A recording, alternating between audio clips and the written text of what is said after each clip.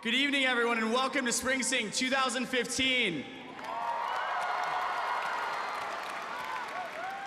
My name is Max Baker, and I'm this year's Springsteen Executive Director.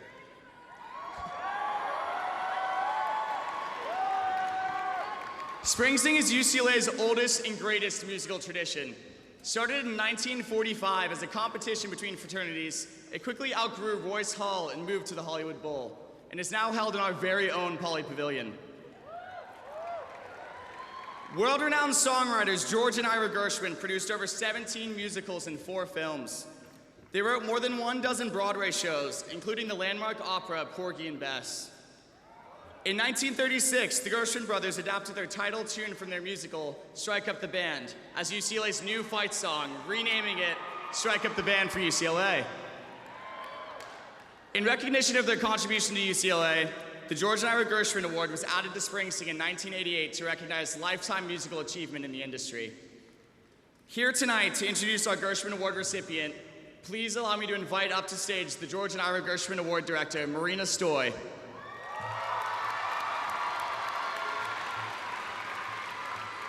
Good evening. Born in Grand Rapids, Michigan, and spending most of his young life in Los Angeles, this artist went from a short-span childhood acting career to becoming one of the most influential musicians in the alternative rock boom of the early 90s. At the age of 20, Anthony Kiedis co-founded the Red Hot Chili Peppers,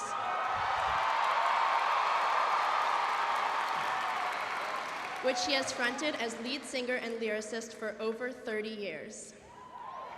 Since their 1983 debut, the Red Hot Chili Peppers have released a total of 10 studio albums, including Blood Sugar Sex Magic, Stadium Arcadium, their most recent album, I'm With You, and fan favorite singles such as Danny California, Under the Bridge, Give It Away, and Other Side, among countless others. Anthony's lyric writing style has evolved with his own personal journey and has covered a spectrum of relatable social and cultural themes, such as friendship, romance, loss, angst, and the journey of overcoming struggle. As the band's music has blended many styles between the punk, funk, rock, and alternative genres. Anthony has led the band through what is considered one of the most legendary paths of evolution in modern music. 5 albums have been certified multi-platinum in the United States, and the Chili Peppers remain one of the best-selling bands of all time, with over 80 million records sold worldwide. They have won a multitude of awards, including 6 Grammy Awards, 10 Video Music Awards, and the 2000 Vanguard Award for Lifetime Achievement. The Red Hot Chili Peppers were inducted into the Rock and Roll Hall of Fame in 2012 in recognition of their remarkable accomplishments.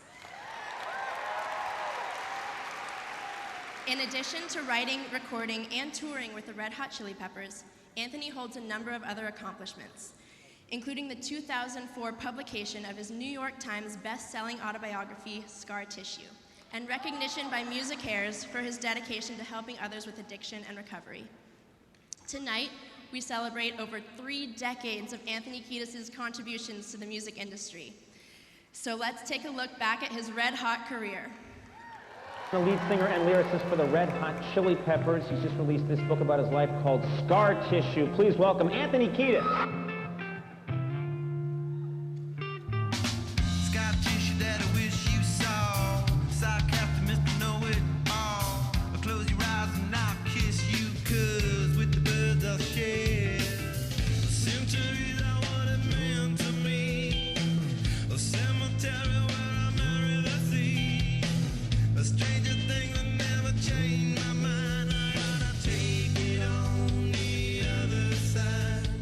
Take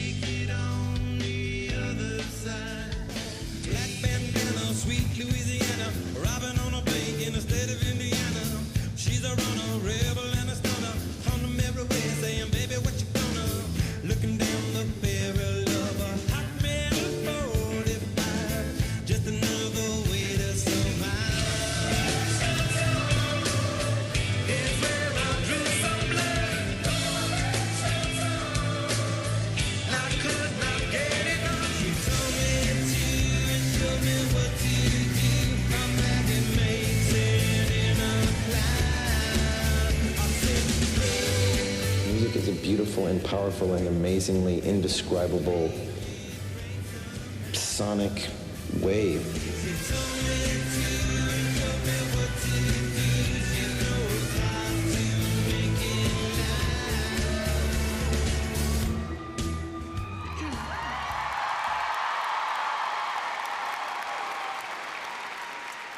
On behalf of the UCLA Alumni Association and the Student Alumni Association, it is my great honor to present him with this award.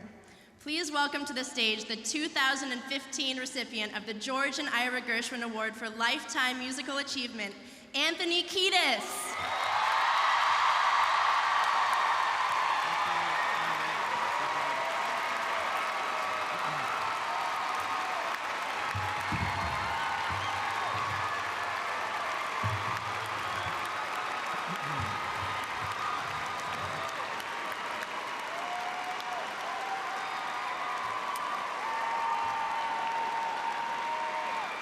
This is so weird.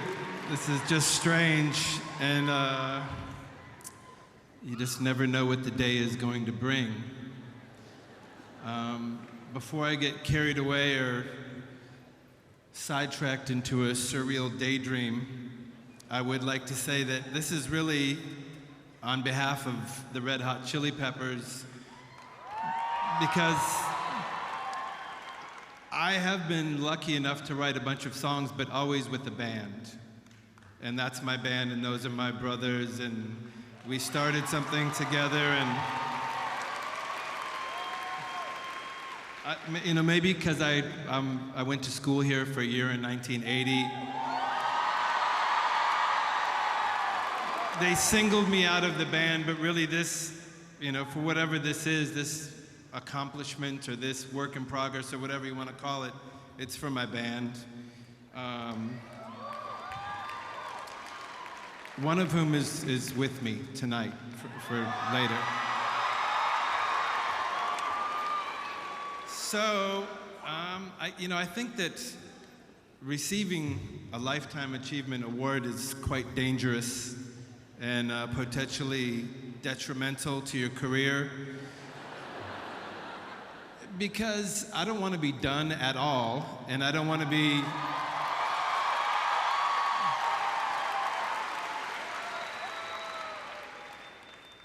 be irrelevant or disconnected from the things that inspired me to begin with, because it happens to poets and popular songwriters. They start off and they have such a great connection to life and what it is to be connected to humanity and the common experience. And then we get successful and rich, and the awards start coming, and suddenly have really nothing to say. So I live in fear of that a little bit, and I've tried to figure out how to stave that off for as long as possible. But I am grateful nonetheless, and I'm grateful for the experience of what it is to be, pointed out for someone who writes songs, because that's what I love to do, and I don't know what George and Ira think about this tonight. But I guess if I had to relate to one of the two, I would relate to Ira, because he was the lyricist, and when I was a kid, I really did love words. I loved the look of words, the sound of words, the meaning of words, the origin of words, the inherent rhythm and melody that words seem to come with, and the innuendos. And just like my dad was into words, he taught me about words. I was like, yeah, I love words. And when I was 12, I think I proclaimed that I'm going to be a singer when I grow up. And the weird part about that is I was a horrible singer, and I really had no musical acumen or tone or anything at all, but I liked the way that music made me feel, and that's why I said that. I didn't say it because I thought I was this great singer, but when I would listen to the radio and I would hear music, it filled me up so strong and made me feel so alive and so turned on and excited and full of ideas that even at a very young age, I knew, okay, let me just be involved in this somehow. And then it turned out I had no musical talent. But quietly along the way, all of my very best friends were woodshedding on their instruments and learning about music and practicing every day. And I was just around them long enough so that one day they're like, hey, put your words to use over there and come make a song with us. And that's kind of how it panned out for me. And then I got to sort of learn a little bit about music along the way, but really I just got lucky. I got lucky by being in the right place at the right time with my friends and watching their work ethic and their dedication and just whatever I had to offer seemed to blend with that. So that was my experience, and I'm very grateful and very appreciative that anybody cares, and I hope that it lasts for a long time. And right now we're in the middle of writing a bunch of new music to make another record.